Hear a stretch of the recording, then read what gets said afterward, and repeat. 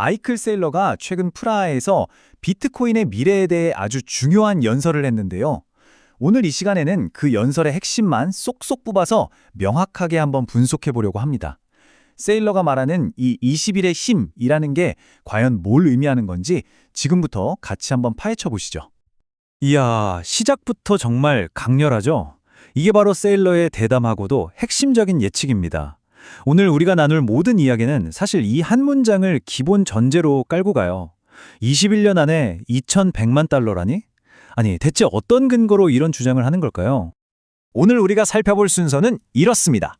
먼저 세일러의 핵심 이론인 21의 힘이 뭔지 알아보고 그 근거가 되는 비트코인 채택 현황, 그리고 이걸 바탕으로 한 실제 투자 전략과 우리가 가져야 할 마인드셋까지 그의 논리를 차근차근 따라가 보겠습니다. 자, 그럼 첫 번째 섹션부터 바로 들어가 보죠. 세일러 주장의 거의 심장부라고 할 수 있는 20일의 힘, 이게 과연 무엇을 의미하는지 지금부터 자세히 한번 들여다보겠습니다. 그러니까 20일의 힘이라는 건요, 그냥 가격 예측이 아니에요. 앞으로 20년 동안 가격, 성장률, 심지어 변동성 같은 비트코인의 모든 핵심 지표들이 마치 자석에 이끌리듯 21이라는 숫자로 모여들 거라는 하나의 종합적인 예측 모델인 거죠. 보시면 더 명확해지죠. 정말 흥미롭습니다. 가격은 2,100만 달러, 기간은 21년, 그리고 연평균 성장률도 21%, 심지어 지금은 엄청나게 널뛰는 변동성마저 21% 수준으로 안정화될 거라고 말합니다.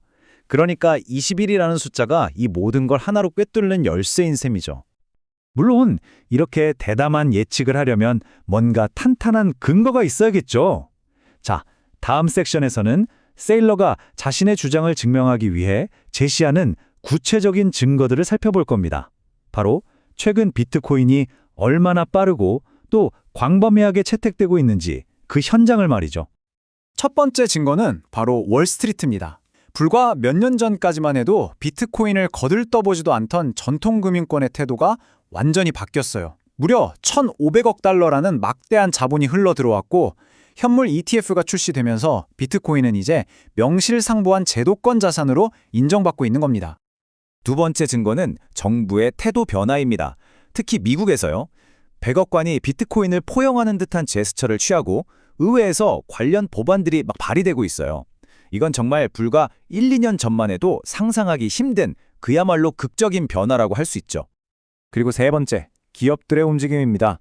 세일러 자신의 회사인 마이크로스트래티지가 앞장서고 이제는 게임스탑 같은 의외의 기업들까지 비트코인을 자사 재무제표에 추가하고 있습니다. 심지어 기업들 사이에서는 누가 더 많은 비트코인을 보유하는지 비트코인 100 리스트에 이름을 올리기 위해 경쟁하는 분위기마저 만들어지고 있습니다. 자, 이렇게 월스트리트, 정부, 기업, 이 세 축의 움직임을 확인했는데요. 그럼 이제 세일러 이론의 경제적 핵심으로 더 깊이 한번 들어가 보겠습니다. 도대체 왜 그가 비트코인이 기업에게 압도적으로 유리한, 거의 유일한 자산이라고 믿는지 그 구체적인 재무 논거를 같이 한번 파헤쳐 보시죠. 이 차트를 한번 보세요. 정말 한눈에 들어오죠? 지난 5년간 비트코인의 연평균 수익률은 무려 56%에 달합니다.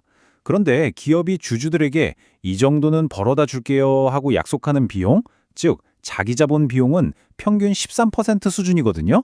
56% 대 13%, 이 엄청난 격차가 바로 핵심입니다. 그래서 세일러는 이런 결론을 내리는 겁니다.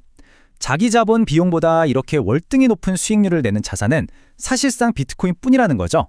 그렇기 때문에 기업이 주식을 발행해서 비트코인을 사는 건 주주 가치를 해치는 게 아니라 오히려 높이는 가장 합리적인 재무 전략이라는 주장입니다. 그런데 놀라운 건요, 이렇게 엄청난 성과에도 불구하고 비트코인은 아직 전 세계부의 고작 0.2%밖에 차지하지 않는다는 사실입니다. 세일러가 엄청난 성장 잠재력을 보는 이유가 바로 이거예요.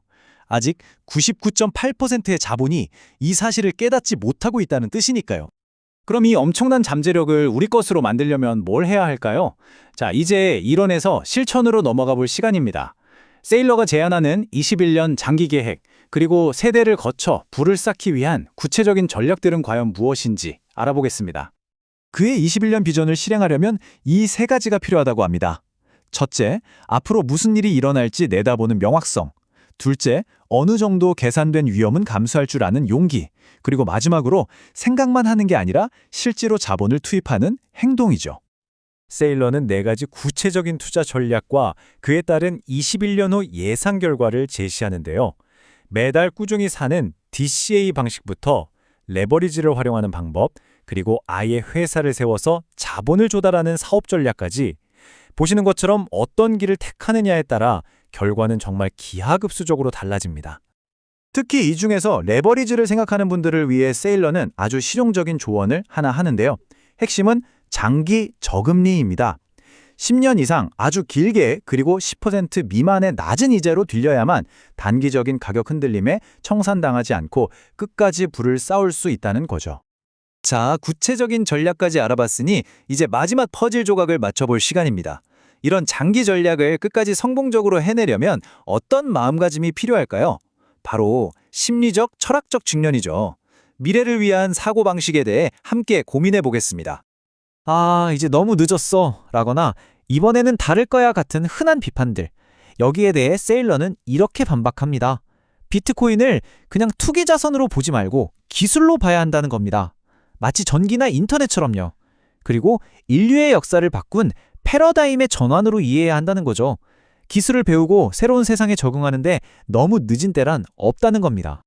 그런데 우리 모두가 가장 두려워하는 것, 바로 비트코인의 미친 듯한 가격 변동성은 어떻게 다뤄야 할까요? 이 질문에 대한 세일러의 대답이 정말 인상적입니다. 바로 이겁니다. 변동성은 버그가 아니라 기회라는 거죠. 오히려 변동성을 사토시가 준 선물이라고까지 표현합니다. 왜냐하면 만약 변동성이 없었다면 이미 돈과 권력을 가진 사람들이 모든 비트코인을 싹쓸이 했을 거라는 거예요. 바로 이 변동성 때문에 우리 같은 평범한 사람들에게도 기회가 주어진다는 아주 역설적인 주장입니다. 그래서 그의 조언은 아주 명확합니다. 눈앞의 단기적인 가격 등락이라는 파도에 멀미하지 말라는 거죠. 대신 21년 후 2100만 달러라는 저 멀리 있는 수평선에 시선을 딱 고정하라는 겁니다. 결국 장기적인 관점을 유지하는 게 모든 것의 핵심입니다. 자, 오늘 분석을 마무리하면서 세일러가 던지는 마지막 메시지를 전해드립니다. 그는 비트코인에 투자하는 위험보다 이 거대한 변화의 흐름에 아예 참여조차 하지 않는 것, 그게 훨씬 더 큰 위험이라고 말합니다. 여러분은 이 도발적인 주장에 대해 어떻게 생각하시나요?